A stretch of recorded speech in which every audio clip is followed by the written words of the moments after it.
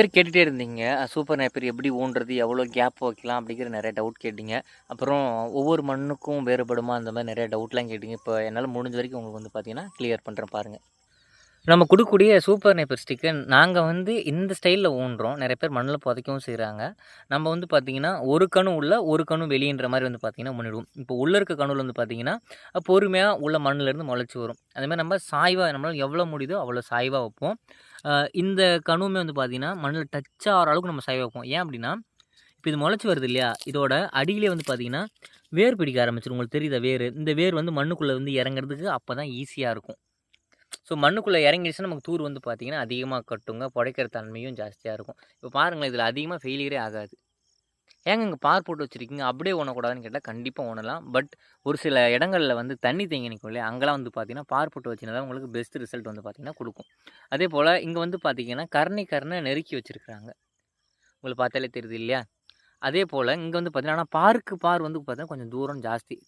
கிட்டத்தட்ட இது வந்து பார்த்தீங்கன்னா, ஒரு 3 அடி கிட்ட வச்சிருக்காங்க பாருக்கு பார் தூரம். இப்ப இங்க கரணை வந்து இந்த ஓரத்த காட்டுறேன் பாருங்க. இந்த கரணைக்கும் இதுக்கும் வந்து பார்த்தீங்கன்னா 1 1/2 அடி கேப் இருக்கு. அப்போ பாருக்கு பார் வந்து பார்த்தீங்கன்னா 3 அடி. கிட்டத்தட்ட 4 1/2 அடிக்கு வந்து 4 1/2 சதுர அடிக்கு வந்து பார்த்தீங்கன்னா, ஒரு நேப்பியர் ஸ்டிக் வச்சிருக்காங்க. இப்படி வச்சீங்கன்னா, கிட்டத்தட்ட 1 சென்ட்டுக்கு 100 கரணை கிட்ட வந்து பிடிக்கும் அப்ராக்ஸிமேட்டா. உங்களுக்கு 1 ஏக்கருக்கு 10,000 கரணை பிடிக்கும். இதுதான் நம்ம வந்து எப்பவுமே வந்து பார்த்தீங்கன்னா சொல்லுவோம். ஆ இப்போ வந்து தண்ணி வந்து எப்படி விடலான்னு பார்த்தீங்கன்னா, தண்ணி தேங்குற ஏரியா வந்து பார்த்து பார்த்து விடுங்க. இங்க பாருங்க. இப்போ இது எந்த அளவுக்கு வந்து நல்லா வந்திருக்குல்ல.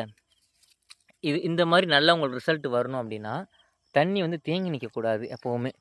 தண்ணிக்குள்ளேயே இருந்துச்சுன்னா, நமக்கு வந்து பார்த்தீங்கன்னா, ஈல்டு ரொம்ப கம்மியா வரும். ஸோ தண்ணி வந்து பார்த்து பார்த்து விடுங்க. ஆரம்பத்தில தண்ணீர் விட்டுட்டு ஊனுங்க. அதுக்கப்புறம் ஒரு 2 டூ 3 நாளைக்கு ஒரு தடவ தண்ணி விட்டு விட்டு ஊனுங்க. அ தண்ணி தேங்காத மாதிரி பார்த்துக்கோங்க. சில மண்ணுல வந்து தண்ணி தேங்கி நிக்கும். அதெல்லாம் இல்லாம பார்த்துக்கிட்டீங்கன்னா நல்லாயிருக்கும். ஸோ நான் சொன்னேன் இல்லையா? ஸோ உள்ள ஒரு கணு இருக்கும். அது பொறுமையா தான் முளைச்சு வரும். வந்திருக்கு பாருங்க. ஸோ பொறுமையா முளைச்சு வெளிய வந்து எட்டி பார்க்குதுங்களா? ஸோ இதில வந்து பார்த்தீங்கன்னா, 2மே நமக்கு சக்சஸ் ஆயிடுச்சு. இந்த மாரி சாய்வா வைக்கிறதுல இன்னொரு ப்ளஸ் இருக்கு. ஒரு கணு உள்ள, ஒரு கணு வெளிய வைக்கிறதுல. இன்கேஸ் நமக்கு தெரியாம மழை அதிகமா பெஞ்சு தண்ணி தேங்கி நின்னா கூட, உள்ள இருக்க கணு அழுவுனாலும் வெளிய இருக்கிறது வந்து பொழச்சுக்கும். ஸோ அதுதான். இன்னொன்னு ரொம்ப வறட்சியா இருந்தாலும் உள்ள இருக்கிறது முளைச்சிரும். வெளிய இருக்கிறது காய்ஞ்சாலும் உள்ள இருக்கிறது வந்து பார்த்தீங்கன்னா முளைச்சிரும். அந்த மாரி நெறைய நன்மைகளும் இருக்கு. இந்த மாரி ஒரு கணு உள்ள, ஒரு கணு வெளிய வைக்கிறதுல. உங்க ஊர்ல இந்த மாரி வைப்பாங்களா? அப்படிங்கிறத மறக்காம கீழ கமெண்ட்ல என் கூட ஷேர் பண்ணிக்கோங்க. சூப்பர் நேப்பியர், குட்டை நேப்பியர், ரெட் நேப்பியர், ஜிஞ்சுவா, சூப்பர் மோவாஸ் அந்த மாரி எந்த விதைக்கரணை வேணாலும் நம்மளே வந்து கான்டாக்ட் பண்ணி வாங்கிக்கலாம். ஸோ நம்மகிட்ட எல்லா விதைக்கரணையும் இருக்குது. தமிழ்நாடு, கேரளா, கர்நாடகா, ஆந்திரா, தெலுங்கானா வரைக்கும் குடுத்துட்ருக்கோம்.